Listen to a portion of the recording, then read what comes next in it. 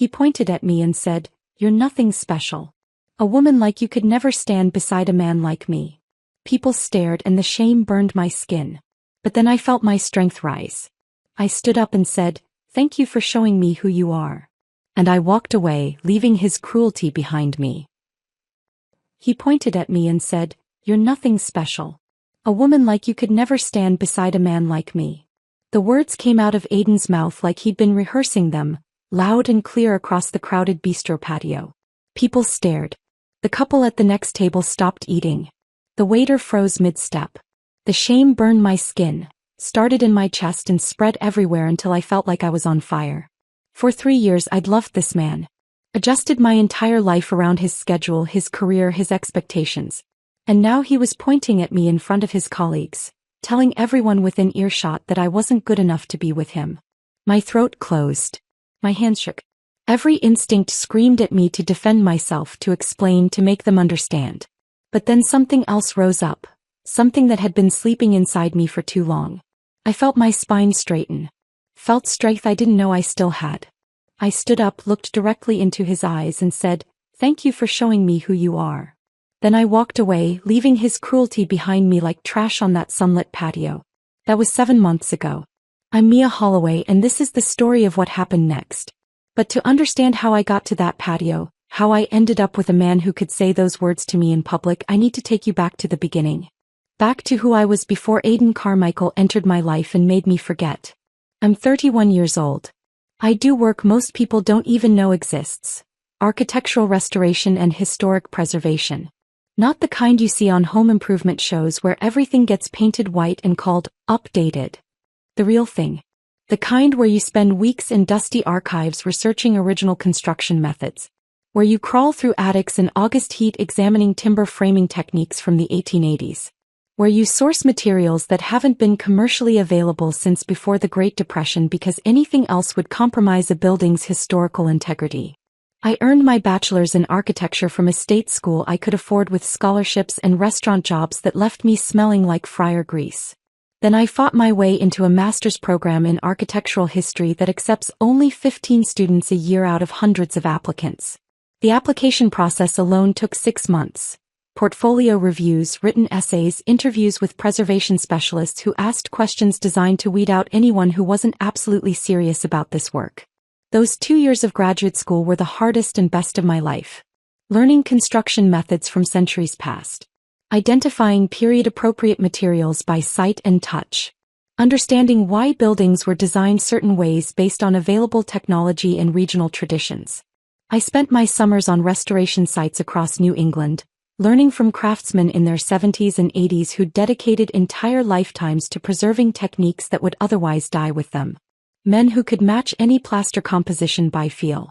Women who could identify wood species from a single grain pattern. People who understood that some knowledge can't be learned from books. It has to be passed down hand to hand, generation to generation. My mother raised me alone after my father left when I was 6. I have exactly 3 clear memories of him and all of them involve doors closing. The front door of our apartment when he said he was going to the store and didn't come back for 3 weeks. The car door when he picked me up for the last time and returned me 4 hours early because he had plans. The courthouse door after the divorce was finalized and he walked out without looking back. Mom never spoke badly about him, but she didn't have to. His absence said everything. She worked 2 jobs to keep us afloat. Cleaned houses during the day for families who had more money than they knew what to do with. Waited tables at night at a diner where the tips were decent if you could handle the businessmen who'd had too much to drink and thought a $20 bill gave them permission to be inappropriate. I'd do homework in the diner's back booth most nights, the smell of coffee and bacon grease permanently embedded in my notebooks. Mom taught me one lesson that sank deeper than anything I learned in school. Never depend on anyone else for your survival. Not a man. Not a boss. Not anyone. She said it while scrubbing someone else's toilet so I could have new school supplies. She said it while counting crumpled bills at our kitchen table after midnight shifts. She said it the day my acceptance letter arrived for the master's program. Good. Now you'll never have to clean anyone's house but your own. And if you choose to clean someone's house, it'll be because you want to, not because you have to. I live in a renovated loft downtown now. 900 square feet of exposed brick walls that I examined too closely, analyzing mortar composition and laying patterns out of professional habit. Original hardwood floors from the 1920s that I researched and refinished myself, matching the original finish as closely as modern materials would allow. Floor-to-ceiling windows overlooking the city. It's not huge, but it's mine. I bought it with money I earned. Decorated it with furniture I chose. Every brick, every floorboard, every decision, mine. I drive a Honda CR-V that I paid off 2 years ahead of schedule by taking extra freelance consultations and living below my means. I have $55,000 in savings and a retirement account I contribute to every single month without fail. My life isn't extravagant by some standards, but it's solid. Built on a foundation I poured myself, brick by brick, decision by decision. People don't understand what I do until they see it. Last year, I led the restoration of an 1890s courthouse that had been slowly falling apart for decades. The building was a disaster when we started. Water damage from a leaking roof, structural issues from settling foundations, original architectural features buried under ill-conceived 1970s renovations that had covered beauty with cheap practicality. I spent 8 months on that project. We uncovered original frescoes hidden under layers of industrial paint. Rebuilt the copper dome using period-appropriate techniques and materials. Restored marble staircases that had been damaged by decades of salt and neglect. The mayor himself thanked me at the Preservation Award ceremony.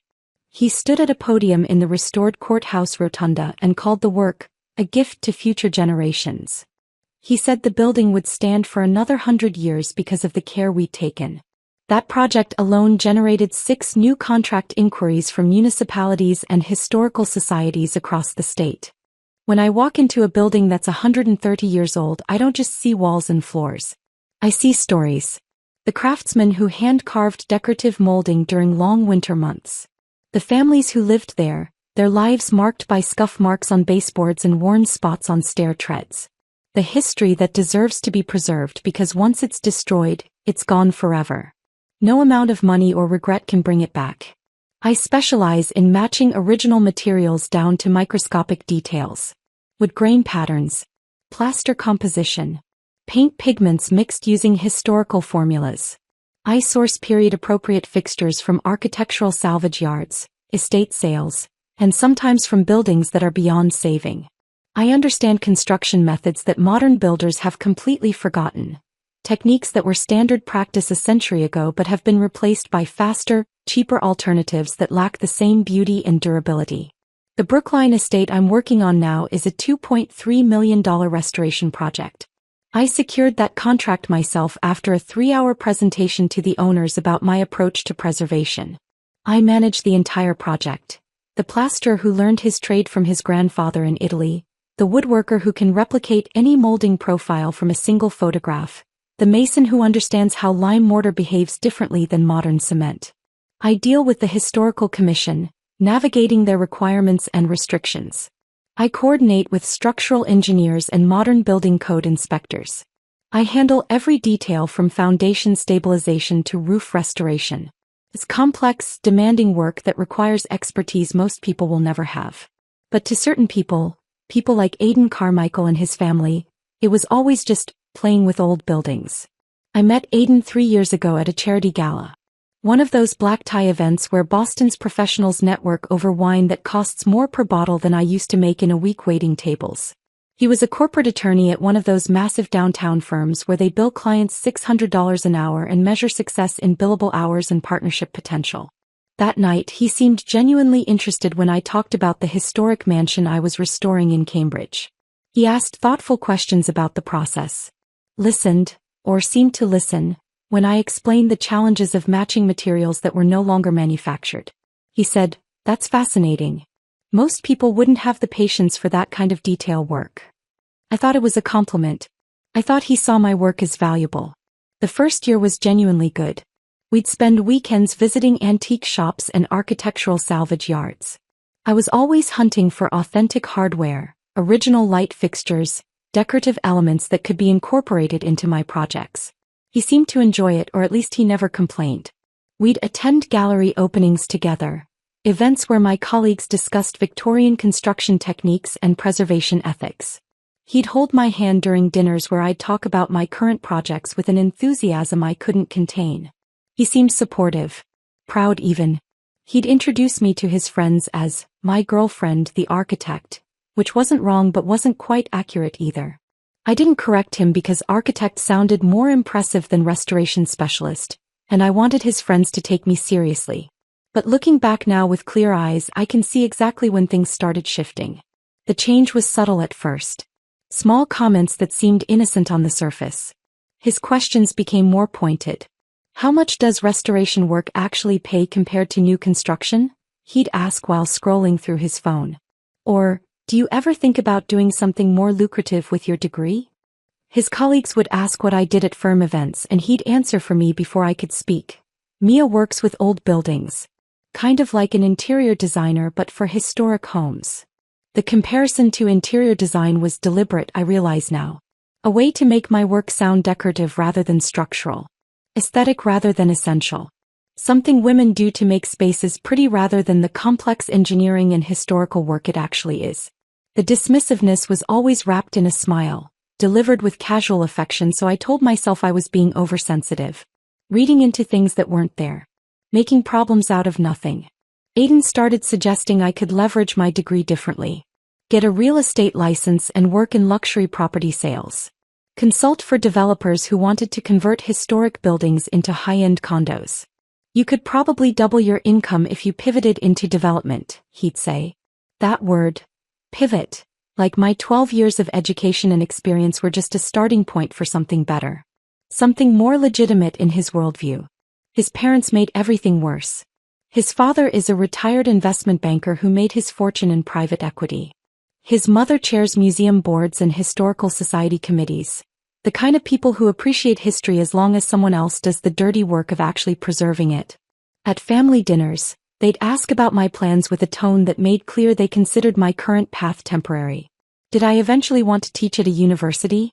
Write coffee table books about historical architecture? Surely I wasn't planning to work in construction forever? The way his mother said construction, with that slight pause before the word, that faint curl of distaste, made my jaw clench every single time. Like I spent my days swinging a hammer on new housing developments instead of managing complex projects that required historical knowledge, engineering expertise, and artistic sensitivity. I hold a master's degree. I'm a certified historic preservation specialist. I consult on projects that will outlive everyone in that dining room. But in their eyes, I was just someone playing at a career while waiting to settle into something more appropriate for their son's wife. I started changing my behavior without even realizing it. Downplaying my work when Aiden asked about my day. Mentioning the small problems instead of the exciting breakthroughs. Stopping myself from talking about big contracts or significant discoveries. I stopped inviting him to job sites after he made one too many jokes about me playing in the dirt. I convinced myself his suggestions about career changes were supportive guidance instead of what they really were, contempt dressed up as concern for my future. I told myself he just didn't understand my field. That once I achieved more visible success, major awards, media recognition, the kind of validation he could point to with pride, he'd see my work differently. He'd understand its value. I was wrong about that. I was wrong about so many things. But 7 months ago, sitting on that sunny patio while he pointed at me and announced to everyone watching that I wasn't special enough to stand beside him, something finally broke through the fog of self-doubt he'd carefully cultivated. I saw him clearly for the first time in 3 years. And I walked away. This is what happened after. Aiden called me on a Thursday morning in early June. I was at the Brookline estate, standing in what used to be the library, examining water damage on the original coffered ceiling. My phone rang 3 times before I pulled off my work gloves to answer. Lunch tomorrow, he said without preamble. Bistro Laurent. 1 o'clock. I wiped dust from my forehead with the back of my hand. Tomorrow? Aiden, I've got the historical commission meeting at 2. I can't. Reschedule it. His tone left no room for negotiation. This is important. I need you to meet some people from the firm properly. 2 senior partners and their wives. It'll be good for you to make connections. Good for me. As if my career depended on impressing his colleagues rather than the quality of my work. But I heard something else in his voice. Urgency maybe. Or expectation. Like this lunch mattered to him in ways he wasn't explaining. Hey, I said. I'll move the meeting. Wear something nice. Not your work clothes. He hung up before I could respond. I stood there in that damaged library, phone still pressed to my ear, feeling something shift in my chest. Not your work clothes. Like showing up covered in plaster dust from a job site was something shameful instead of evidence of actual work being done. Friday arrived hot and bright.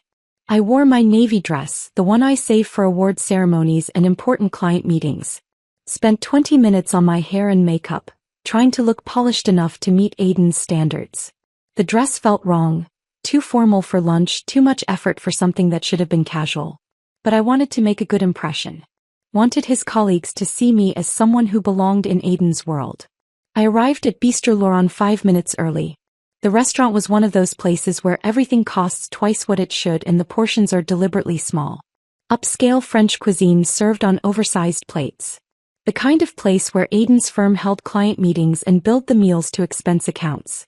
The hostess led me to the patio, where the afternoon sun beat down mercilessly on white tablecloths and crystal water glasses. Aiden was already seated at a center table with 4 other people. 2 older men in expensive suits. 2 women in designer dresses that probably cost more than my monthly rent. Everyone turned to look as I approached. Mia finally. Aiden stood, kissed my cheek with the cold formality of a business greeting. Everyone, this is my girlfriend, Mia Holloway. He gestured around the table. This is Richard Patterson and his wife Margaret. And Thomas Brennan with his wife Claire. Richard and Thomas are senior partners at the firm. I shook hands with everyone, murmuring polite greetings. Margaret had kind eyes and a warm smile. Claire looked like she'd rather be anywhere else. The men assessed me with the casual evaluation that successful people give to those they're not sure matter yet. We sat. A waiter appeared instantly with menus and a wine list that Aiden ordered from without consulting anyone. The conversation started easily. Summer vacation plans, recent cases at the firm, the usual social lubrication that happens when strangers try to find common ground. I mostly listened, sipped water, smiled at appropriate moments, tried to appear interested when Thomas talked about a murder case that had consumed the last 6 months of his life. The food arrived. Small, artfully arranged portions that looked better than they tasted. Then Margaret turned to me with genuine curiosity.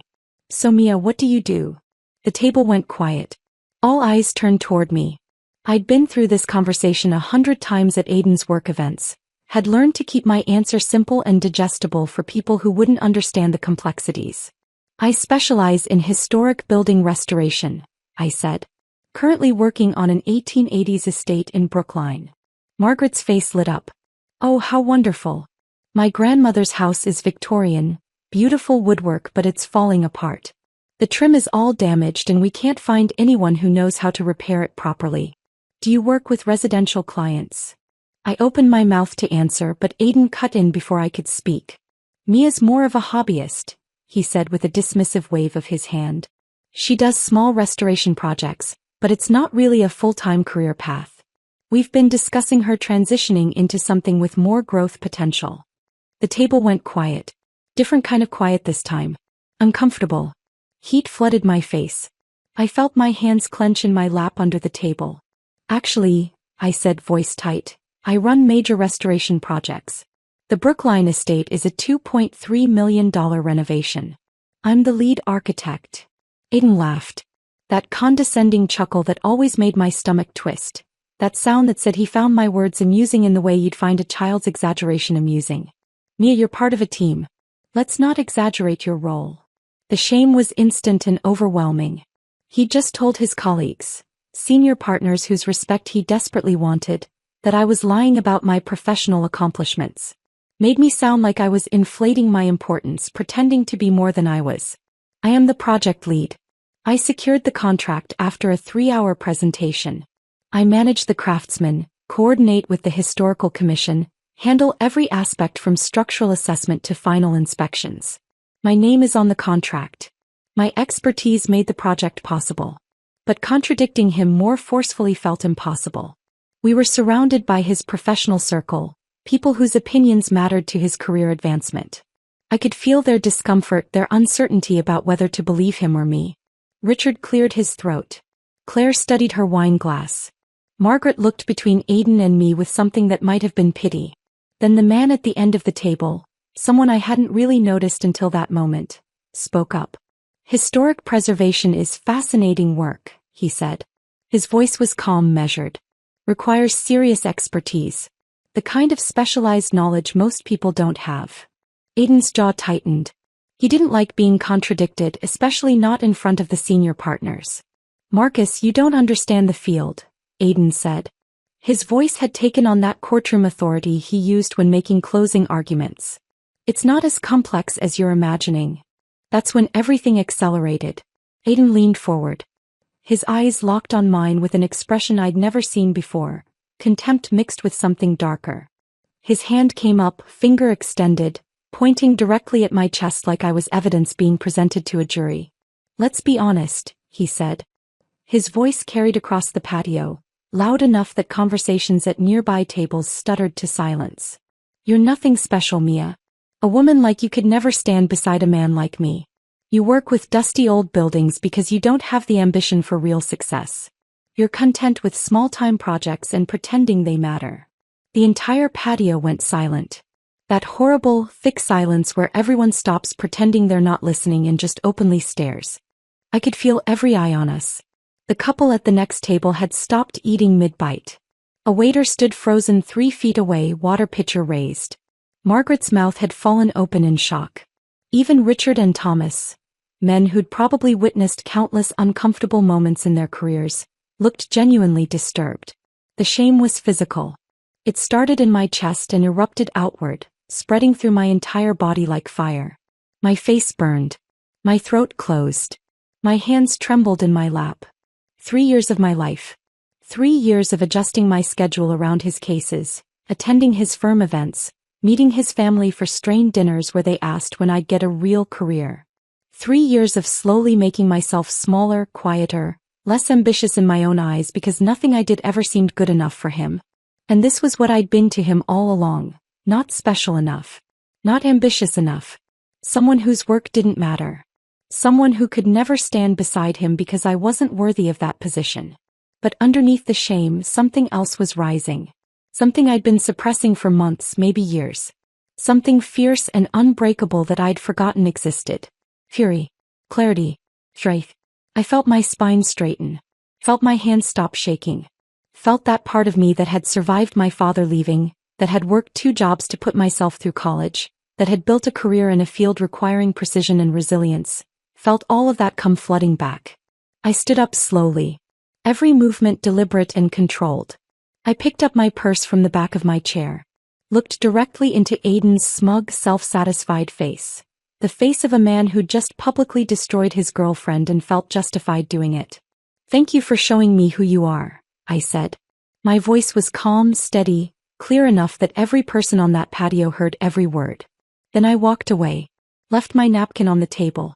Left the untouched entree that probably cost $60. Left Aidan sitting there with his finger still pointed at empty air. Left his colleagues' shocked expressions and the staring strangers and the frozen waiter behind. I walked through the restaurant, past tables where people were openly watching, through the heavy glass door onto the sidewalk into the brutal afternoon sunshine. My hands started shaking again the second I was alone. My vision blurred with tears I refused to let fall where anyone could see. But I'd done it. I'd walked away from his cruelty, from his contempt, from the slow, suffocating death of becoming someone small enough to fit into his world. I made it to my car in the parking garage. Sat in the driver's seat with the door closed and the engine off. Gripped the steering wheel with both hands and tried to process what had just happened. 3 years. I'd given him 3 years and this was what I'd been to him all along. Not special enough. Not ambitious enough. Not enough. My phone buzzed in my purse. Then buzzed again. And again. I pulled it out. 3 missed calls from Aidan. A text message notification on the screen. I stared at his name for a long moment. Then I declined the incoming 4th call, started the car and drove home. The tears came then. Hot and angry and mixed with something I couldn't quite name. But underneath them, beneath the humiliation and hurt, was something new. Relief. Like I'd been slowly suffocating for 3 years and someone had finally opened a window. I drove straight to my loft without thinking about the route. My hands operated on autopilot, turn signals, lane changes, parking. I don't remember any of it. Just the feeling of my chest constricting tighter with every block, the pressure building behind my eyes, the way my jaw ached from clenching it so hard. Inside my apartment, I dropped my purse on the floor by the door and collapsed onto the couch. The leather was cool against my bare arms. I stared at the exposed brick wall across from me, the one I'd spent hours examining when I first bought this place, analyzing the mortar composition and admiring the craftsmanship from the 1920s. Right now it was just a wall. Just bricks. Nothing more. My phone buzzed in my purse. Then buzzed again. I ignored it. Pulled my knees up to my chest. Pressed my palms against my eyes until I saw stars. Tried to breathe through the tightness in my throat. The buzzing didn't stop. Finally, I grabbed my purse and pulled out my phone. 7 missed calls. All from Aiden. And texts. So many texts. The first one had come through 4 minutes after I'd left the restaurant. Mia, that was inappropriate. You embarrassed me in front of my colleagues. I stared at the words until they blurred. I'd embarrassed him. He just pointed at me in front of a crowded restaurant and told everyone within earshot that I wasn't special enough, that my work didn't matter, that I could never stand beside him. And somehow in his mind I was the one who'd done something wrong. More texts loaded as I scrolled. We need to talk about your reaction. Walking out like that was childish and unprofessional. You're being dramatic. I was making a point about career trajectory. You took it personally. Those people are important to my career. Do you understand what you just did? Each message made the anger build. He wasn't apologizing. Wasn't acknowledging what he'd said or how he'd said it. He was reframing the entire incident as my overreaction, my failure to handle constructive criticism, my inability to behave appropriately in professional settings. The texts kept coming as the afternoon wore into evening. My mother is asking what happened. What am I supposed to tell her? Richard called me. Asked if everything was okay. This is exactly the kind of drama I don't need right now. You need to think about what message you're sending by acting this way. Then around 7 o'clock. Fine. Ignore me. But you're proving my point about maturity. I sat there on my couch, phone in hand, reading and rereading his messages. Trying to find even a hint of remorse or self-awareness. There was none. Just blame. Just criticism of my response to his cruelty. I blocked his number. Didn't write a reply. Didn't send a final message. Just opened his contact information and hit block. Watched his name disappear from my screen. It felt like cutting a rope that had been slowly strangling me for 3 years. The apartment was too quiet after that. I could hear the refrigerator humming in the kitchen. Traffic noise from the street below. My own breathing still uneven and shallow. I needed to talk to someone who'd understand. Jordan answered on the second ring. Please tell me you finally left that pompous jerk. Despite everything, I almost laughed. How did you? You've been miserable for a year, Mia. Every time you talked about him, you sounded like you were apologizing for existing. What happened? So I told her. Everything. The lunch invitation that felt mandatory. The navy dress I'd worn to impress people who didn't matter. Margaret's innocent question about my work. Aiden cutting me off, calling me a hobbyist, dismissing my $2.3 million project as if it were a weekend craft. His condescending laugh when I tried to correct him. And then the pointing. The words. The silence that followed. Jordan was quiet while I talked. Didn't interrupt once. When I finished, she said flatly, Good. Good. Good that you walked out. Good that it's over. Mia, he's been undermining you for years. Every single time we talked, you'd mention something he said. Some comment about your work, some suggestion that you should be doing something else. And you'd brush it off like it didn't matter. But it did matter. It was killing you slowly. Had I been that obvious? I thought I was handling it well. Thought I was being mature by not making a big deal out of his little comments. You started downplaying your own projects, Jordan continued. Remember when you got the courthouse contract? You called me so excited. But when I asked how Aiden reacted, you went quiet. Said he was proud but thought you should consider teaching instead because it was more stable. Like teaching was a step up from leading a historic restoration that would last 100 years. I did remember that. I'd convinced myself Aiden was just being practical. Looking out for my long-term career stability. I wasted 3 years, I said. My voice cracked on the last word. No. Jordan's voice turned sharp. You didn't waste anything. You learned what you won't tolerate. You learned what it feels like when someone doesn't value you. That's not wasted time, Mia. That's education. Expensive education maybe, but education. We talked for another hour. She told me about the preservation projects her firm was handling. Asked detailed questions about the Brookline estate that reminded me why I loved this work. Made me laugh with a story about a contractor who'd tried to use modern drywall in a 1880s mansion and couldn't understand why the historical commission rejected his permit. By the time we hung up, the tightness in my chest had eased slightly. 2 days passed in a blur of work. I threw myself into the Brookline project, staying on site from dawn until long after the craftsmen had gone home. I didn't want to think. Didn't want to process. Just wanted to focus on wood grain patterns and plaster composition and problems that had clear solutions. Sunday afternoon my mother called. I almost didn't answer. Mom had met Aiden several times over the last 3 years.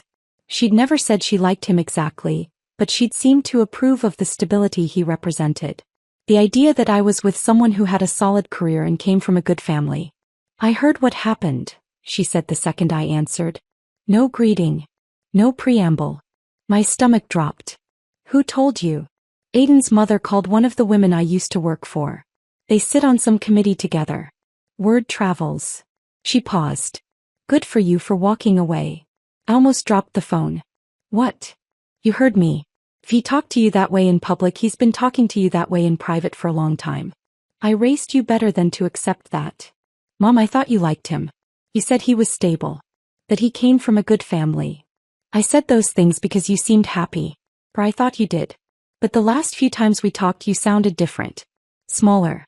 Like you were trying to take up less space. Her voice softened slightly. I raised you to never depend on a man for your survival. That includes depending on a man to tell you your worth. If he couldn't see what you've built, he wasn't looking. And if he humiliated you in public, he doesn't deserve you in private. My throat tightened. Mom wasn't sentimental. She didn't do emotional heart-to-hearts or lengthy discussions about feelings. She was practical. Direct. The fact that she was saying this at all meant she'd been worried. Now stop crying and get back to work, she said. You've got buildings to save. That's what matters. It was the most loving thing she'd said to me in years. The following Tuesday, a week after the restaurant incident, I got a LinkedIn message from Margaret Patterson. I almost deleted it without reading. Didn't want any connection to Aiden's world, but curiosity won. Mia, I owe you an apology. I should have said something at that lunch. Should have called Aiden out for how he spoke to you. I was shocked and I froze and I'm sorry. I stared at the message. Started to close it. Then saw there was more. I wanted you to know what happened after you left. Marcus, the surgeon who was at the table, tore into Aiden the second you were gone. Called him unprofessional and disrespectful. Said what he'd done was unacceptable regardless of personal relationship issues. Richard and Thomas pulled Aiden aside before we even left the restaurant. Had what Thomas called a serious conversation about appropriate conduct. There are whispers that the incident has damaged Aiden's standing at the firm. My hands were shaking as I kept reading. Marcus also asked for your contact information. He's not actually a partner at the firm. He's a trauma surgeon interviewing us to handle a medical malpractice case. He said he wanted to apologize for not intervening more forcefully. I gave him your email. I hope that's okay. I sat back in my office chair. Stared at the screen. Someone had stood up for me. After I'd left. After I couldn't defend myself. Someone had called out Aiden's behavior and faced professional consequences for it. I didn't respond to Margaret's message. Didn't know what to say. But I saved it. That night, lying in bed staring at the ceiling, I thought about Jordan's words. About my mother's unexpected support. About Margaret's message and the fact that not everyone had been comfortable with what happened. Maybe I hadn't been as alone as I'd felt in that moment on the patio. Maybe walking away had been exactly the right thing to do. Monday morning I woke up before my alarm. The sun hadn't risen yet. The loft was dark and quiet except for the distant hum of early traffic. I lay there for a moment staring at the ceiling and made a decision. I was done thinking about Aiden. Done replaying that lunch. Done giving him space in my head. I got up, made coffee and drove to the Brookline estate before 6 in the morning. The house was quiet when I arrived. No craftsmen yet. No noise except the old floorboards creaking under my feet as I walked through the first floor. I stood in the ballroom, the largest room in the house with floor-to-ceiling windows that faced east. Morning light was just starting to filter through the dusty glass. We were in the middle of restoring the original parquet flooring.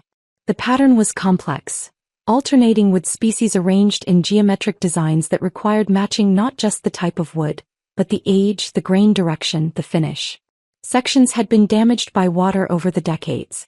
Others had been covered with cheap laminate in the 1980s that we'd painstakingly removed. I knelt down on the subflooring, pulled out my notebook and started sketching the pattern we'd need to replicate for the damaged southeast corner. The physical focus helped. When I was thinking about wood grain and historical accuracy, I wasn't thinking about anything else. The craftsmen started arriving around 7. Miguel, the woodworker who'd been doing this for 40 years. His son Carlos, who was learning the trade. An older man named Frank who specialized in historic floor restoration and had hands that could identify wood species by touch alone. We worked in near silence for hours. The rhythm of it was meditative, measuring, cutting, fitting each piece like a puzzle that had been scattered across time. Miguel would hold up a piece of oak, examine it under the light, then either approve it or set it aside. His standards were impossibly high. That's why I'd hired him. Around noon, Elizabeth Chin stopped by. She did this most days. Brought lunch, checked on progress, asked thoughtful questions about the work. Today she brought sandwiches from a deli downtown and bottles of cold lemonade. We sat on the front porch, the 5 of us, eating in the shade. "This is remarkable work," Elizabeth said, watching Miguel examine a piece of walnut he'd just cut. "Most people wouldn't take this kind of care. Most people don't care about preserving the original integrity," I said. "They just want it to look nice in photos." Elizabeth smiled. "That's why we hired you. You understand the difference." She paused, sipping her lemonade. "My sister mentioned you to someone on the Historical Preservation Trust board. I hope that's okay. They've been looking for an architect to lead a major project." I remembered Margaret's LinkedIn message mentioning something about connections. "What kind of project?" "The Whitmore Mansion. Do you know it?" I nearly choked on my sandwich. Everyone in preservation circles knew the Whitmore Mansion. It was a massive 1870s Italianate estate that had been slowly deteriorating for decades. Previous restoration attempts had failed due to lack of funding or expertise. It was the kind of project architects dreamed about: complex, challenging, historically significant. "They're serious about restoring it this time," Elizabeth continued. "Apparently they finally secured enough funding. They asked if I knew anyone qualified to lead the project." She looked at me. "I gave them your name." 2 weeks later, I was sitting in a conference room at the Historical Preservation Trust's offices, presenting my approach to the Whitmore Mansion restoration. 6 board members sat across from me. The director, a woman named Patricia Whitman who'd been in preservation for 30 years. 2 architects, a structural engineer, a historian, and Elizabeth's sister whose name turned out to be Catherine. I'd prepared for 3 days. Put together a presentation that outlined every phase of the project. Initial structural assessment, historical research into original materials and methods, contractor selection, timeline, budget allocation, coordination with modern building codes while maintaining historical integrity. Patricia asked hard questions. The structural engineer challenged some of my load-bearing assumptions. The historian wanted to know how I'd verify the authenticity of replacement materials. I answered everything. Showed them documentation from similar projects I'd completed. Explained my relationships with specialized craftsmen and material suppliers. Demonstrated that I understood the complexity and had the expertise to manage it. At the end, Patricia looked at the other board members, then back at me. "When can you start?" I signed the contract that afternoon. $4.5 million budget. 2-year timeline. Full authority as lead restoration architect. Sitting in my car afterward, I stared at the signed papers on the passenger seat. This was the kind of project Aidan had always dismissed as small time. The kind of work he'd suggested I abandon for something with more growth potential. I thought about his words on that patio. "You work with dusty old buildings because you don't have the ambition for real success." Then I started the car and drove back to the Brookline estate. I had work to do. But the work couldn't erase everything. The nightmares started about 3 weeks after the restaurant incident. Always variations on the same theme.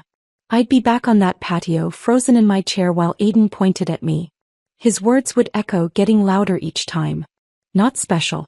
Could never stand beside me. No ambition. Everyone would be staring. Not just the people at the table but crowds of strangers, all watching me shrink smaller and smaller until I disappeared. Sometimes the dream shifted locations. I'd be presenting the Whitmore project to the trust board, and Aiden would walk in mid-presentation. He'd interrupt, tell them I was exaggerating my qualifications. That I wasn't really capable of leading a project this size. And they'd believe him.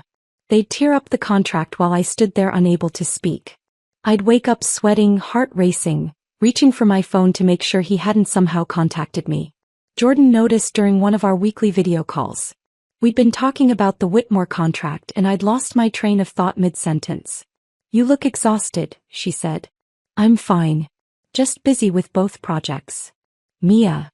Her voice went serious. "When's the last time you slept through the night?" I couldn't remember. "I'm dealing with it." "Are you? Or are you just working yourself into the ground so you don't have to think about what happened?" I didn't answer. Jordan sighed. "Healing isn't linear. You walked away from him physically, that took courage.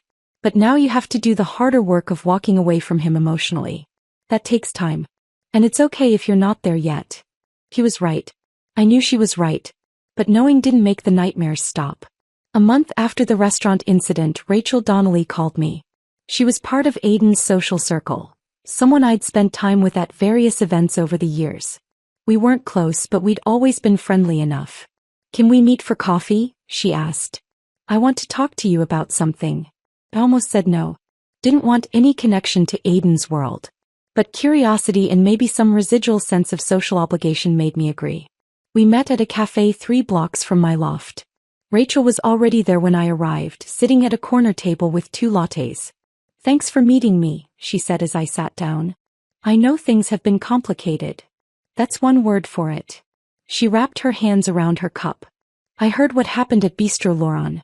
Several people did. And I wanted you to know that a lot of us think Aiden was completely out of line." I waited. There was definitely a but coming.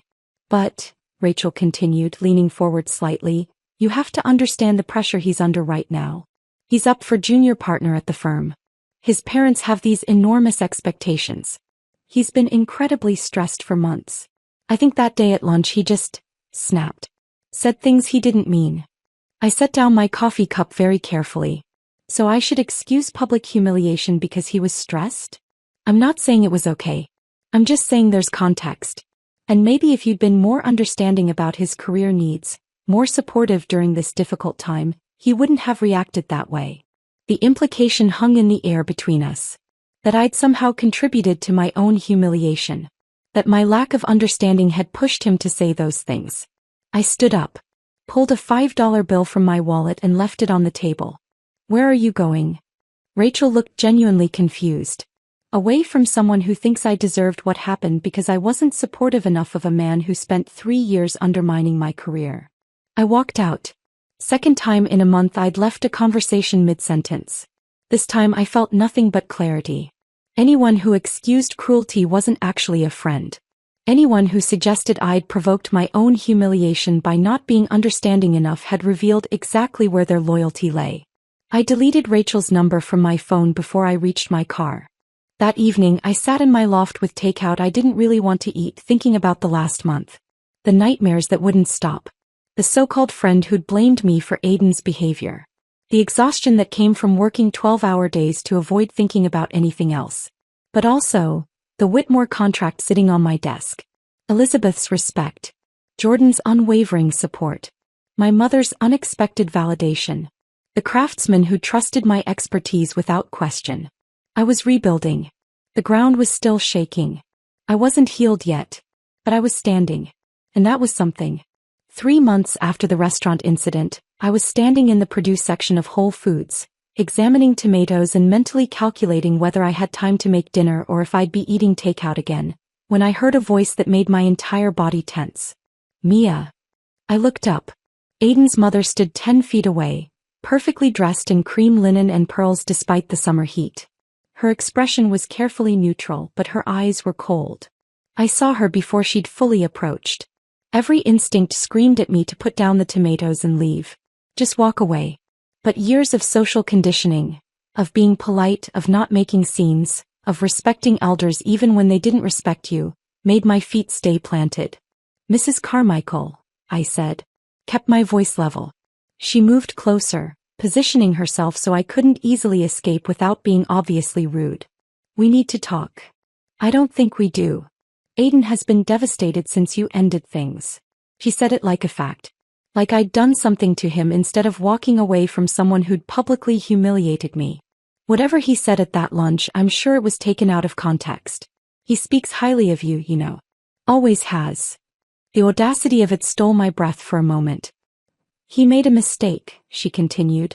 And you're being unforgiving. That's not attractive in a woman your age. My age. As if turning 31 made me desperate enough to accept cruelty. He humiliated me in public, I said quietly. A woman pushing a cart past us glanced over and I lowered my voice further. He pointed at me in front of his colleagues and told everyone I wasn't special enough to stand beside him. That's not something that was taken out of context, Mrs. Carmichael. Those were his exact words. She waved a hand dismissively. Aiden has always been passionate. Sometimes that comes across as harsh to people who don't understand him. But he's a good man from a good family. And frankly, Mia, you're not getting any younger. Women in your position don't have the luxury of being prideful. In your position. The words hung between us. Not wealthy enough. Not connected enough. Not from the right family. Not enough. I set down the tomatoes very carefully. Looked at this woman who'd spent 3 years making subtle comments about my career, my background, my unsuitability for her son. Who was now standing in a grocery store telling me I should be grateful for public humiliation because time was running out for women like me. You're absolutely right, I said. A small smile touched my lips. I don't have the luxury of settling for a man who doesn't respect me. I don't have the luxury of accepting treatment like that just because he comes from a good family. Thank God I figured that out. Then I walked away. Left her standing there in the produce section. Left my half-full cart by the tomatoes. Walked straight out of the store into the parking lot, got in my car and drove home. My hands were shaking on the steering wheel. But this time it was anger, not shame. 2 weeks later, the Boston Globe ran a feature article about the Whitmore Mansion restoration. I almost missed it. Sunday morning I was at a coffee shop near my loft, reading through project notes on my tablet when my phone started buzzing. Text from Jordan, check the Globe. Lifestyle section. Now. I pulled up the digital edition. There it was, a full-page spread with photos of the Whitmore Mansion's exterior and interior progress shots. The headline read, Preserving the Past, How One Architect is Setting New Standards in Historic Restoration. The article was detailed. They'd interviewed me for 2 hours the previous month, and the journalist had actually done her research. She wrote about my approach to matching original materials, about the complexity of coordinating historical accuracy with modern building codes, about the specialized craftsmen I'd assembled. She called my work innovative and meticulous. Quoted Patricia Whitman from the Historical Preservation Trust saying I was exactly the kind of expert the field needs. My phone exploded after that. Emails flooded my inbox. Historical societies from 3 different states asking about consultations. Architects wanting to discuss collaboration. A museum in Connecticut inquiring about a restoration project for their 1850s building. The Historical Preservation Trust's director called me directly, saying the article had generated more interest in their work than anything in the past 5 years. Then around noon a text came through from a number I didn't recognize. Mia, I saw the article in the Globe. That's impressive. Really impressive. I stared at the message. Didn't need to ask who it was. I knew. Aiden. He'd gotten a new number somehow. Reached out after 3 months of silence. After I'd blocked him. After everything. I should have blocked this number immediately. Should have deleted the message without reading it. Instead, I watched as more messages came through over the next few minutes. I've been thinking about what happened at that lunch. I was under a lot of stress. Said things I didn't mean. Can we talk? Then, I made a mistake. You're clearly more ambitious than I gave you credit for. We should discuss giving things another chance. Finally, you've really made something of yourself. I always knew you had potential. We could be good together now that you're at this level professionally. I read each message twice. Let the words sink in completely. He wasn't apologizing. Not really. He was recalibrating. Adjusting his assessment of my worth because my success was now visible in ways he could understand and respect. A Boston Globe article meant more to him than 12 years of expertise. Media recognition was more valuable than state preservation awards or the actual quality of my work. He only valued me now because other people were validating me in ways that fit his narrow definition of success. Not because my work had changed, it hadn't. The Whitmore project was the same kind of complex restoration I'd been doing for years. But now it had press coverage. Now it came with the kind of recognition that impressed people at dinner parties. Now I was acceptable. I blocked the new number. Didn't respond. Just blocked it and set my phone face down on the table. This time I felt only contempt. No hurt. No confusion. Just cold, clear understanding of exactly who he was and what he valued. 3 days later, I was in Rhode Island for a historic preservation conference. It was annual.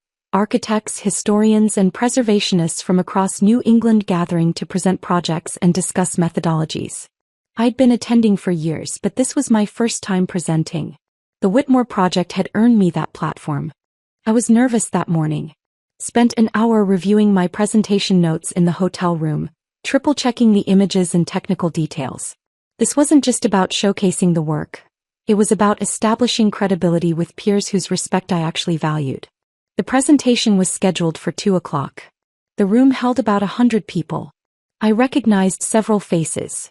Architects I'd worked with, historians I'd consulted, preservationists whose work I'd studied. I walked through the entire project. The initial structural assessment and the problems we'd discovered. The historical research that had guided our material choices. The specialized techniques we were using to stabilize the foundation while preserving original stonework. The challenges of meeting modern building codes without compromising historical integrity. Questions came after. Hard ones. Technical ones. People who knew their field asking about load calculations and material sourcing and timeline management. I answered every single one. When it ended, the applause felt genuine. Not polite conference applause. Real acknowledgement of solid work presented well. The reception afterward was in an adjoining room. Wine and cheese, the standard conference networking setup. I was talking with a historian from Vermont about plaster composition when a voice spoke behind me. That was an incredible presentation.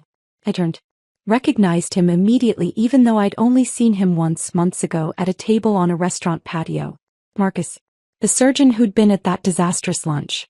He smiled, but there was something apologetic in his expression. I owe you an explanation and an apology.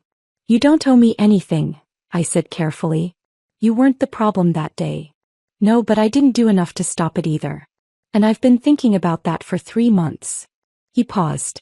I wasn't actually a partner at Aiden's firm. I'm a trauma surgeon at Mass General. I was interviewing them to handle a medical malpractice case. When Aiden said those things to you, I called him out after you left. Told him he was out of line. He claimed you were being overly sensitive, that you'd misunderstood his point. I remembered Margaret's LinkedIn message mentioning this. I heard. I wanted to contact you afterward. Asked Margaret for your information. But I wasn't sure if reaching out would be welcome or just another unwanted reminder of a terrible day. He looked genuinely uncomfortable. I came to this conference partly because I'm renovating a Victorian brownstone and needed to learn more about proper restoration techniques. But also because I saw your name on the presenter list and wanted to apologize properly. I studied him. Tall, probably late 30s, with kind eyes and the careful posture of someone who spent long hours in surgery. His apology felt genuine. Not the performative kind that's really about making the apologizer feel better. The apology is appreciated, I said. But you didn't say those things.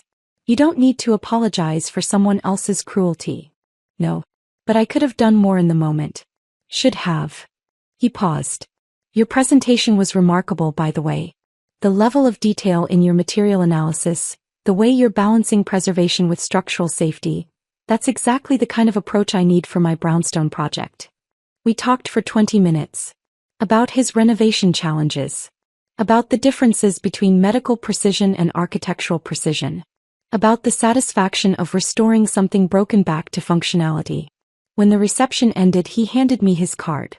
If you ever have time to consult on a residential project, I'd value your expertise. And if you'd like to get coffee sometime, professionally or otherwise, I'd enjoy continuing this conversation. I took the card. Looked at it. Marcus Reeves, MD, trauma surgery. I'll think about it, I said. He smiled. That's more than I expected. Thank you for your time, Mia. I watched him walk away, then looked down at the card in my hand. Something had shifted. I wasn't sure what yet. But standing in that conference hall, surrounded by people who respected my work, holding a business card from someone who'd seen me at my lowest and still thought I was worth knowing, something felt different. The past was trying to stay buried. But maybe the future was finally starting to look like something I could build. I kept Marcus's card on my desk for 3 days before I did anything with it. Just sat there, tucked under the corner of my laptop, while I worked through project schedules and contractor coordination. Every time I opened my computer, I saw it. Marcus Reeves, MD, trauma surgery. His cell phone number written in small print at the bottom. On the 4th day he called me first. I hope this isn't overstepping, he said when I answered. But I'm standing in my brownstone looking at what I'm pretty sure is original plaster under 6 layers of paint, and I have no idea what to do with it. I smiled despite myself. Don't sand it. Noted. Can I hire you for a consultation? Actual paid consultation, not just grabbing your expertise for free over coffee. We met at his brownstone that Saturday. It was in the South End, one of those narrow Victorian buildings that lined the tree-covered streets. Beautiful bones, but the previous owner had done unfortunate updates in the 1990s. Dropped ceilings covering original crown molding, laminate flooring over hardwood, modern light fixtures that clashed with the architectural style. Marcus met me at the door in jeans and a faded MIT t-shirt, looking nothing like the man in the suit at the conference. Thank you for coming. I know your schedule is insane right now. We walked through the space together. I pointed out where original features had been covered or removed, explained what could be restored and what would need to be carefully replicated. He followed behind me with a notebook, taking actual notes, asking questions that showed he was genuinely trying to understand. You see things no one else sees, he said as we stood in what used to be the library. I just explained how the bookcases had originally been built in, judging from the wall marks and floor impressions. I just know what to look for. Anyone with training could do this. That's not true. He gestured around the room. I walked through this house a dozen times before buying it. Thought I'd noticed everything. But you found details in 20 minutes that I completely missed. That's expertise, not just training. Something about the way he said it, straightforward, matter-of-fact with genuine respect, made my chest tighten. After we finished the walkthrough, Marcus asked if I wanted to grab dinner. Just to say thank you for the consultation. There's a good Italian place 2 blocks away. I should have said no. I wasn't looking for complications. Wasn't ready for anything beyond work and rebuilding. But something made me say yes anyway. The restaurant was small, warm, the kind of neighborhood place with red checkered tablecloths and photos of Italy covering the walls. We sat by the window, ordered pasta and wine, and talked. Marcus told me about his work at Mass General. The satisfaction of putting broken bodies back together. The frustration of losing patients despite doing everything technically correct. Sometimes the damage is too extensive, he said quietly. Sometimes people come to us too late, and there's nothing we can do but make them comfortable. I understood that in a way I hadn't expected to. Some buildings are like that too. Too far gone structurally. You want to save them, but sometimes the kindest thing is to document what existed and let them go. He looked at me across the table. That must be hard. Knowing when to stop fighting. The hardest part of the job. We talked about his family. His sister, the aerospace engineer who designed components for satellites. His brother, who restored vintage motorcycles in his garage and sold them to collectors. His parents, both retired teachers, who'd raised their kids to respect mastery in any form. They never cared what we did professionally, Marcus said. They cared that we did it well. My dad used to say the world needs excellent plumbers as much as it needs excellent doctors. Maybe more, since you can live without surgery but you can't live without working toilets. I laughed. Really laughed for the first time in months. The idea that some careers are inherently superior to others never made sense to me, he continued. You've spent 12 years becoming an expert in something most people don't even know exists. that deserves the same respect as any other expertise. Something in my chest loosened. For 3 years I'd absorbed Aiden's subtle message that my work was lesser, that I should be doing something more impressive, that architectural restoration was a hobby I should outgrow. Marcus saw it completely differently. Expertise was expertise regardless of the field or how much social prestige it carried. When he walked me to my car after dinner, he stopped on the sidewalk. "I'd like to see you again." "Not for professional reasons." I hesitated. He noticed immediately. "Too soon?" he asked gently. "Maybe," I said honestly. "I don't know where I am yet. With everything." He nodded. "Fair enough. But I'm patient. And I think you're worth waiting for." He didn't push. Didn't try to convince me or make arguments about why I should give him a chance. Just accepted what I said and stepped back. That restraint meant more than any persuasion could have. The Whitmore Mansion restoration accelerated over the next 2 months. Every decision I made was documented, photographed, submitted to architectural journals for publication. The project had become a case study, a model for how to approach large-scale historic restoration without compromising integrity. We'd restored the original frescoes in the dining room using period-appropriate pigments mixed according to 19th century formulas. Rebuilt the conservatory with hand-blown glass sourced from one of the last manufacturers who still used traditional methods. Stabilized the foundation using modern engineering while preserving every piece of original stonework. Local news covered our progress. The Historical Preservation Trust started using the project in their educational materials. I gave 3 interviews in as many weeks, 2 for preservation journals, 1 for a local magazine doing a feature on women in traditionally male-dominated fields. My phone didn't stop ringing. Historic estates needed assessment. Theaters needed restoration architects. Churches, museums, private collectors with Victorian homes. Everyone wanted the architect who'd brought the Whitmore Mansion back to life. I realized I couldn't handle it alone anymore. Not if I wanted to maintain quality. So I formalized the business.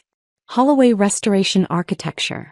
Hired 3 junior architects I'd mentored over the years. Talented people who understood that this work required patience and precision. Rented office space in a converted factory building. Exposed brick and timber beams that reflected the aesthetic of our work. Within 6 weeks we had 5 active projects and a waiting list. I wasn't trying to prove anything to Aiden. Not consciously. But I was proving something to myself. That I belonged in this field, that my work mattered, that I didn't need validation from someone who couldn't see my value. Marcus and I had coffee 3 times over those 2 months. Just coffee. Professional conversations that occasionally wandered into personal territory. He told me about a patient he'd lost, a young woman who'd come in after a car accident with injuries too severe to repair. I told him about a building that had collapsed during a previous restoration attempt, killing 2 workers because the contractor had ignored structural assessments. We understood each other's grief. The weight of responsibility when you hold fragile things in your hands. The 4th time we met at a cafe near my office, he asked if I'd like to have dinner again. An actual date this time. No pretending it's professional networking. I said yes. A week later, Aiden showed up at my office. I was reviewing blueprints for a theater restoration when my assistant buzzed me. We'd hired her 2 weeks earlier, a practical necessity as the firm grew. "Someone here to see you. Says it's urgent." I assumed it was a client. Maybe someone from the Whitmore project with a question. Instead, Aiden walked through my office door like he owned the space. He looked different. Thinner. His suit was expensive but rumpled like he'd been wearing it for too long. His hair needed cutting. But his expression was the same, that familiar mix of confidence and entitlement. "You've been ignoring my messages," he said. No greeting. No acknowledgement that he was walking into my place of business uninvited. I stood up slowly. Felt my entire body go rigid. "You need to leave." "Mia, I'm trying to apologize. I made a mistake at that lunch. But you're not exactly innocent here." He moved closer to my desk. "You always downplayed your work, made it sound insignificant. How was I supposed to take you seriously when you couldn't even talk about your projects with confidence?" The audacity took my breath away. I'd downplayed my work because he'd made me feel small for doing it. I'd minimized my accomplishments because every time I shared good news, he'd found a way to diminish it. I'd stopped talking about my successes because his subtle contempt had taught me that my achievements didn't matter in his world. And now he was standing in my office in the business I'd built after leaving him, blaming me for his perception. Making my response to his years of subtle cruelty into evidence of my inadequacy. "Get out," I said. My voice was cold, controlled. "If you show up here again, I'm calling security." He stared at me like I'd said something incomprehensible. "You're making a mistake, Mia. Women like you don't get many chances with men like me." There was again. That phrase. Women like you. Men like me. "Leave," I repeated. "Now." He held my gaze for a long moment, then turned and walked out. I sat back down after the door closed. My hands were shaking. Not with fear. Not with shame. With rage. Pure, clarifying rage at the audacity of a man who'd publicly humiliated me, who'd spent 3 years undermining my confidence, who'd now shown up at my workplace to blame me for his behavior. My assistant knocked softly. "Are you okay? Should I have called security?" "I'm fine," I said. "But if that man shows up again, don't let him pass the front desk." She nodded and left. I sat there alone in my office, looking at the blueprints spread across my desk, at the framed photos on the wall showing completed restorations, at the business cards in their holder with my name and title. Mia Holloway, Principal Architect. Everything I'd built. Everything I was building. Aiden had no place in any of it. That evening, after Aiden left my office, I called Marcus. Didn't think about it. Just picked up my phone and dialed. "Hey," he said. I could hear hospital sounds in the background, beeping monitors, distant voices. "Everything okay? Aiden showed up at my office today." Silence. Then, "Are you safe? Do you need me to come over?" The immediate concern in his voice made my throat tighten. "I'm fine." He left. But it rattled me more than I expected. "That's understandable. Want to talk about it?" We talked for 40 minutes. He was between surgeries, stealing time in a break room, and he just listened while I explained what had happened. The blame shifting. The audacity. The way Aiden had tried to make his cruelty into evidence of my inadequacy. "He's rewriting history," Marcus said finally. "Making himself the victim because you won't accept his version of events. Classic manipulation." "I know. I just can't believe he actually showed up. Like he has a right to demand my attention." "He doesn't. And you handled it perfectly. Set a boundary and enforced it. That takes strength." After we hung up, I sat in my office for a long time, looking at the blueprints on my desk, thinking about boundaries and strength and the difference between the man who'd just left my office and the man I just talked to on the phone. 6 weeks later, the Historical Preservation Trust held their annual gala fundraiser. Black tie event at a restored 1920s ballroom downtown. One of those grand spaces with crystal chandeliers and marble columns and architectural details that made preservation architects weak in the knees. I'd consulted on the ballroom's restoration 3 years ago. Advised on chandelier restoration and floor refinishing. The trust had invited me to the gala every year since, but I'd always gone with Aiden, and the thought of going alone this year made my stomach twist with anxiety. Jordan called me 2 weeks before the event. "I'm flying in for the gala. Booked my ticket this morning. You're going and I'm making sure of it." "Jordan, I don't know if I..." "Nope. You're going. You're going to wear something fabulous and you're going to show everyone exactly who you are now. Not Aiden's diminished version. The real you. What if he's there? Then he gets to see you thriving. That's the best response to everything," he said. He was right. I knew she was right. But anxiety still coiled in my chest at the thought of running into him. Marcus asked if I wanted company 3 days before the event. We were having dinner at a quiet restaurant near his brownstone. Our 5th date, though we'd stopped counting. "The Trust Gala," he said. "Would you like me to come with you? As your date? Officially?" I hesitated. We'd been seeing each other casually for 2 months. Dinners, coffee, one afternoon spent walking through his renovation pointing out original features. Long conversations that felt easy and comfortable. But we hadn't defined what we were doing. Hadn't put labels on it. "You don't have to," I said. "I know it's not your scene. I'd like to. If you want me there."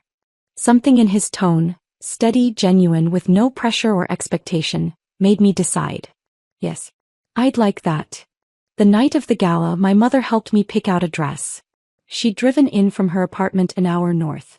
insisted on being part of the preparation. We stood in my bedroom looking at 3 options I'd laid out on the bed. The green one, she said immediately, pointing to a deep emerald dress with clean lines and a subtle elegance. It makes you look powerful. I tried it on. He was right. The color brought out my eyes and the cut was sophisticated without being overly formal. Marcus picked me up at 7. When I opened the door, his expression shifted. Something between surprise and appreciation. You look incredible, he said. We drove to the ballroom together. Jordan was meeting us there. She texted that she was running late from the airport but would be there by 8. The ballroom was stunning. The chandeliers I'd helped restore cast warm light across the space. The original hardwood floors gleamed. Period-appropriate details everywhere. The kind of meticulous restoration work that most people wouldn't notice but that preservation specialists would appreciate deeply. I was greeting colleagues near the entrance. Patricia Whitman from the Trust, 2 architects I'd worked with on previous projects, when I saw him across the room. Aiden. Standing near the bar with a woman I didn't recognize. Younger, blonde, wearing a dress that probably cost more than my monthly rent. She looked uncomfortable, like she wanted to be anywhere else. Our eyes met across the ballroom. I felt Marcus tense beside me, felt his hand move protectively to the small of my back. Aiden started walking toward us. The woman trailed behind him, clearly reluctant. Mia, he said when he reached us. His tone was falsely warm, like we were old friends running into each other. I didn't expect to see you here. I kept my voice neutral, professional. I consulted on this building's restoration. The Trust invited me. His smile tightened just slightly. Of course. Your little building projects. Oh, even now. Even here. He couldn't help himself. Marcus stepped closer to me. The movement was subtle but deliberate. Aiden noticed immediately. And who's this? Aiden asked, his tone shifting to something calculating. Dr. Marcus Reeves, Marcus said, extending his hand. Trauma surgeon at Mass General. Aiden shook his hand, recognition flashing across his face. The surgeon who was at Bistro Laurent. I remember you. You had some strong opinions about my relationship. I had opinions about your behavior, Marcus said evenly. Still do. The tension thickened. People nearby were starting to glance over, sensing something wrong. Aiden's date looked like she wanted to sink through the floor. I decided to end it before it escalated. Enjoy your evening, I said, starting to turn away. Aiden grabbed my arm. Not hard. Not enough to hurt. But enough to stop me from leaving. Marcus moved instantly, his hand coming up. But I was faster. I pulled my arm free and looked at Aiden with cold, clear focus. Yes, we are, I said quietly. We're done talking. We've been done for 6 months. Aiden's face flushed. People were definitely watching now. The ballroom's noise level had dropped as conversations stuttered to silence around us. You think you're better than me now? His voice rose. Because you got some press coverage and attention? You're still the same woman who worked on dusty old buildings while I was building a real career. You're still nobody special, Mia. Something inside me snapped. Not into pieces, into clarity. I'd spent 6 months processing what he'd done. Healing. Moving forward. Trying to let go of the anger and hurt. But here he was at an event celebrating the exact work he'd spent 3 years diminishing, proving that he hadn't changed at all. Hadn't learned anything. Hadn't developed even a shred of self-awareness about his behavior. You're right, I said. My voice was clear, steady, loud enough that everyone nearby could hear.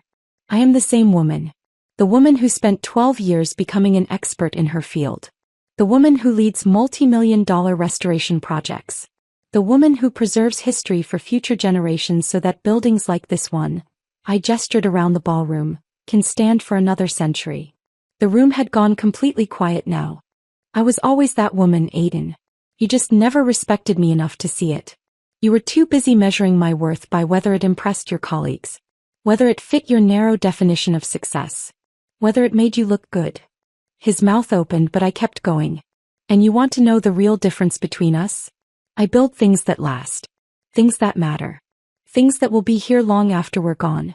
You tear people down to make yourself feel important. I preserve beauty. You destroy it. Aiden's face had gone from flushed to pale. His date had actually backed away from him, creating physical distance. A woman like me could never stand beside a man like you, I said, echoing his words from that terrible lunch 6 months ago. You were absolutely right about that. Thank God I finally figured it out. I turned and walked away. Marcus followed immediately, his hand on my back, guiding me through the crowd toward the balcony doors. We stepped outside into cool evening air. The balcony overlooked the building's garden, period-appropriate landscaping that had also been restored. City lights glittered in the distance. My hands were shaking. Adrenaline flooded my system, making everything feel sharp and hyper-real. That was spectacular, Marcus said quietly. I didn't plan it. My voice shook. I didn't mean to make a scene. I know. That's what made it perfect. He turned to face me fully. Are you okay? I just publicly confronted the man who'd humiliated me 6 months ago. Said everything I'd been too hurt and shocked to say on that restaurant patio. Done it without cruelty, without stooping to his level. Just clear, honest truth spoken loudly enough that everyone could hear. Yeah, I said, surprised by how true it felt. I think I really am okay. We stood there on the balcony for a while, watching the city lights, letting my heartbeat slow back to normal. Eventually Marcus spoke. I've been patient, like I promised. But I need to tell you something. I turned to look at him. I see you, Mia. I see your work, your dedication, your expertise. I see the woman who preserves beautiful things because she understands their value. The woman who just stood up for herself with more grace than most people could manage. He paused. And I'd like to be in your life. Really in your life. If you'll let me. I looked at him, really looked. Kind eyes. Genuine respect. No ulterior motives or hidden contempt. Just honest interest in who I actually was. I'd like that too, I said. He smiled. Reached out and took my hand. We stood there on that balcony looking at the city lights, and for the first time in months, everything felt exactly right. Jordan found us on the balcony 20 minutes later. She took one look at my face, then at Marcus holding my hand, and smiled. I missed the fireworks, didn't I? She said. Aiden showed up, I said. It got intense. Good. He needed to see what he lost. She looked at Marcus. And who you found? We stayed at the gala for another hour. Talked with colleagues, celebrated the trust's fundraising success, admired the restoration work that had brought the ballroom back to its original glory. But everything felt different now. Lighter. Like I'd been carrying weight I hadn't realized was there, and someone had finally lifted it off my shoulders. The next morning I woke up to 17 missed calls and 43 emails. News of the confrontation had spread through preservation circles overnight. Apparently, several people had recorded parts of it on their phones. The videos were circulating on social media. Not viral exactly, but enough that people in the field were talking. Patricia Whitman from the Historical Preservation Trust called me directly. I wanted to check in after last night. Are you okay? I'm fine. I'm sorry if I caused problems for the trust. Problems? She laughed. Mia, our donation total from last night was 30% higher than last year. Turns out people appreciate watching someone stand up for themselves with that much grace and precision. You're getting calls, aren't you? He was right. The emails were from historical societies, preservation boards, architectural firms, museums. Everyone wanting to work with the architect who'd confronted her ex-boyfriend at a gala fundraiser and somehow made it feel like a masterclass in professional dignity. Within 2 months, Holloway Restoration Architecture had doubled its client list. We needed more staff, more office space, better project management systems. I hired a business manager, a woman named Claire who'd run operations for a construction firm and understood the unique challenges of restoration work. We hired 2 more architects, both women I'd mentored through earlier projects. Brought on a full-time historian to handle the research that went into every restoration. Expanded our office space to the entire 2nd floor of the factory building. 9 months after the gala, we won the contract to restore an entire historic district downtown. 15 buildings spanning 3 city blocks. A 3-year project worth more than $12 million. The kind of contract that transformed a successful small firm into something substantial. Something that would outlast me. The Whitmore Mansion had its official ribbon-cutting ceremony on a clear October afternoon. The mayor spoke about preservation and legacy and the importance of protecting history for future generations. Patricia Whitman talked about the restoration setting new standards for the field. Then they called me up to say a few words. My mother was in the audience. She'd driven down that morning, worn her best dress, the same one she'd worn to my graduate school graduation 7 years earlier. When the mayor mentioned my name, called me one of the region's foremost experts in historic restoration, I saw her squeeze her hands together in her lap. Pride quiet and fierce. Afterward, while people toured the mansion and admired the restored frescoes and period-accurate details, Mom found me standing in the library. "Your father would have been proud," she said. I stared at her. She never mentioned my father. Not in years. Not since the divorce was finalized when I was 6. "Mom, he left. He didn't care enough to stay." She nodded slowly. "I know. But you turned out remarkable anyway. That's all you, baby. That's all you. You didn't need him for any of this." Something in my chest cracked open. Not painfully. More like a door I'd kept closed finally swinging wide. "Thanks, Mom." He hugged me, brief, awkward, the way she always hugged. But real. Marcus proposed on a Tuesday afternoon in late November. We were at a restoration site in the Berkshires, an 1890s estate I'd been hired to assess.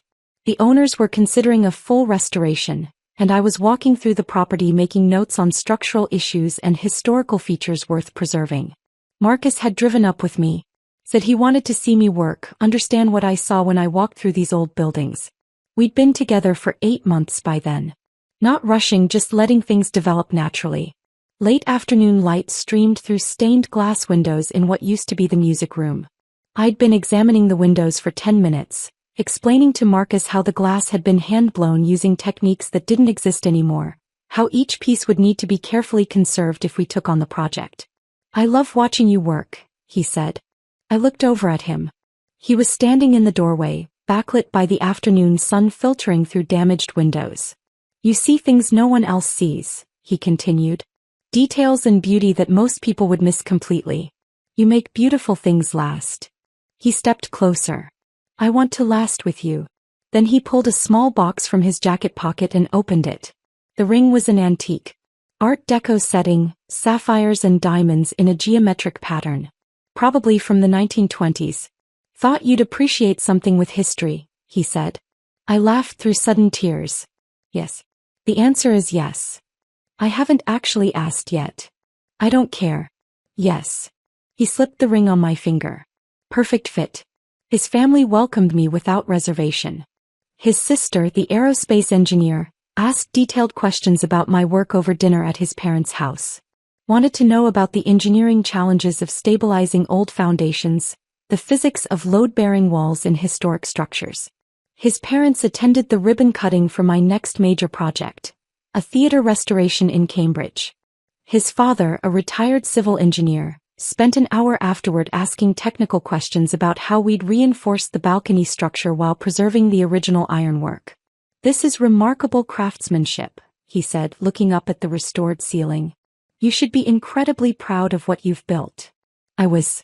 For the first time in longer than I could remember, I was proud of my work without any qualification or apology. Proud without the nagging voice in the back of my mind suggesting I should be doing something else, something more impressive, something that mattered more. This mattered. This was enough. I was enough. Through preservation circles, through the informal network that exists in any specialized field, I heard about Aidan's trajectory. He'd left his law firm. The official story was mutual parting of ways to pursue other opportunities.